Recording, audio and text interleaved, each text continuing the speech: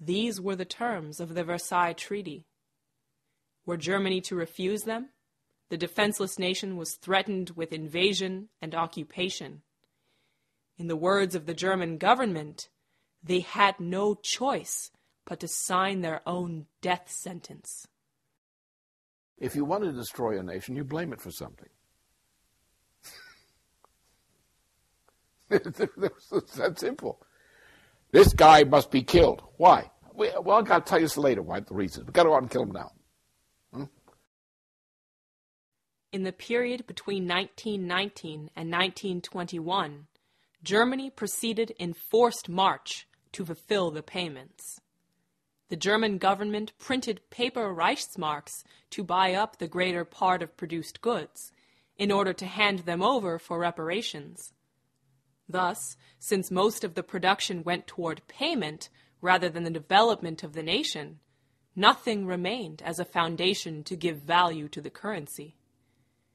In May of 1921, the London-steered Reparations Committee unveiled their second set of terms, declaring that Germany must pay 132 billion gold marks, an impossible sum.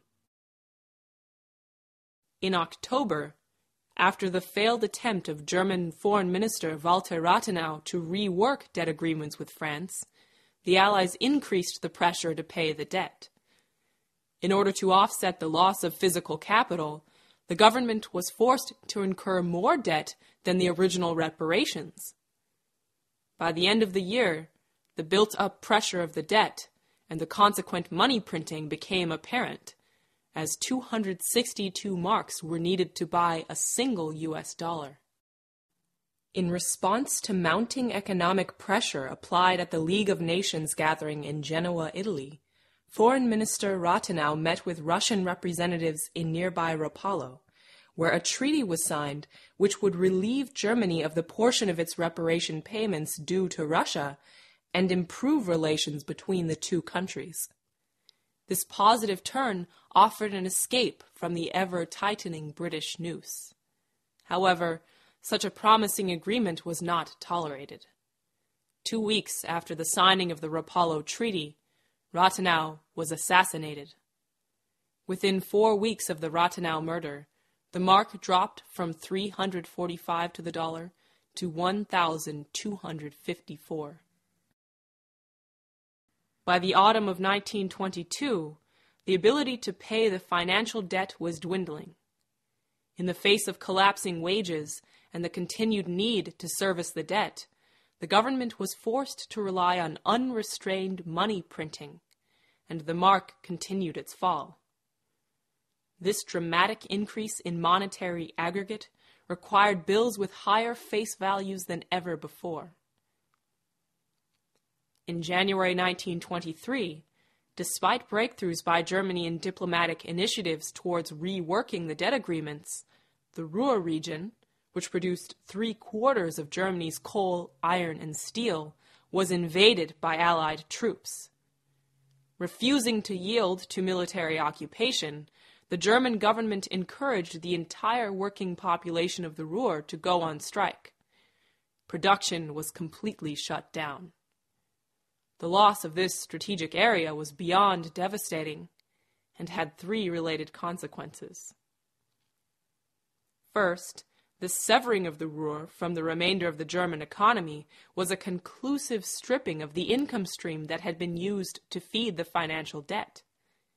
Second, the rest of Germany suffered huge increases in unemployment. Third, in order to financially support the entire working population on strike, the government was forced to further accelerate the printing presses. Under these conditions, the concept of saving money became an impossibility for the German people. On the contrary, the more quickly it could be spent, the better, so as not to be left with a handful of worthless Reichsmarks. Wheelbarrows became the common mode of transporting money to buy essential foodstuffs, which were becoming more expensive by the minute. In the face of such circumstances, many sought refuge in the wild frenzy of a culturally degenerate fantasy world. Others, equally deluded, engaged in obsessive gambling and speculation, some attempting to make a profit by betting against the Reichsmark in the currency markets.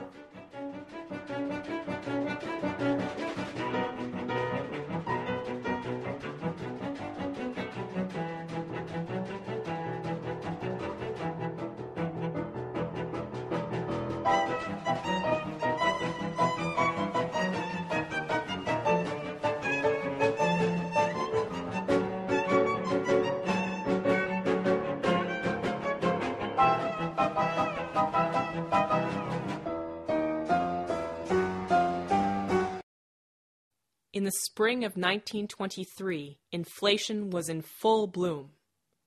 By June, nothing could stop the mark. Waves of strike broke out due to collapsing wages. Unemployment skyrocketed. All aspects of daily life became focused solely upon survival. All savings disappeared, and nearly all income was consumed in simply preventing starvation. Printing presses were run day and night to keep up with the demands of inflation. The hyperbolic expansion of circulating marks was mirrored in their devaluation. By the end of the year, the mark had lost all its value. The German population was drowned in a sea of worthless money.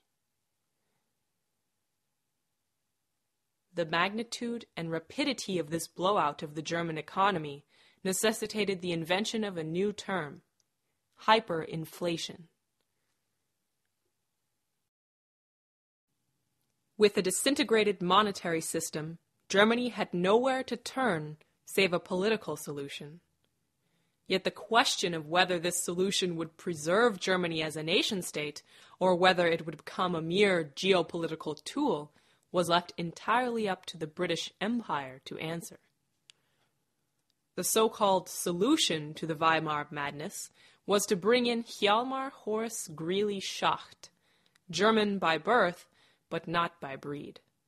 His closest collaborators consisted wholly of Wall Street and London international financial circles, such as John Foster Dulles, J.P. Morgan, Averell Harriman, and Bank of England head Montague Norman. Loyal to his kind, he catalyzed the further dismantling of Germany as a nation-state.